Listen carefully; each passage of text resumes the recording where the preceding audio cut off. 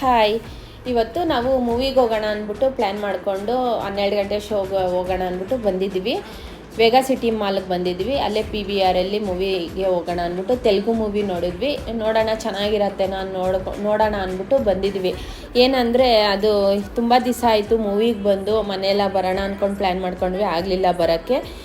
Telugu movie release ಆಗಿತ್ತಲ್ವ, ಅದಕ್ಕೆ ನೋಡೋಣ ಅಂದ್ಬಿಟ್ಟು. ಫ್ಯಾಮಿಲಿ ಸ್ಟಾರ್ ವಿಜಯ್ದು ತುಂಬ ಚೆನ್ನಾಗಿತ್ತು. ನಾವು ಇನ್ನೂ ಒಂದು ಸಲ ಹೋಗ್ಬೇಕು ಅನಿಸ್ತಾಯಿತ್ತು. ನಾನು ಲಾವಣ್ಯ ಎಷ್ಟು ನಗ್ದಿದ್ದೀವೋ, ಕಾಮಿಡಿನೂ ಐತೆ, ಫ್ಯಾಮಿಲಿ ಸ್ಟೋರಿ ತುಂಬ ಚೆನ್ನಾಗೈತೆ. ಒಂದು ಫ್ಯಾಮಿಲಿಯಲ್ಲಿ ಯಾವ ಥರ ಇರುತ್ತೋ ಆ ಥರ ಸ್ಟೋರಿ ಇರೋದು ತುಂಬ ಇಷ್ಟ ಆಯಿತು. ಲಾವಣ್ಯಂಗೂ ತುಂಬ ಇಷ್ಟ. ಎಷ್ಟು ನಗ್ದಿದ್ದೀವಿ ಅನ್ನೋದೇ ನಮಗೆ ಗೊತ್ತಿಲ್ಲ, ಅಷ್ಟು ಚೆನ್ನಾಗಿತ್ತು.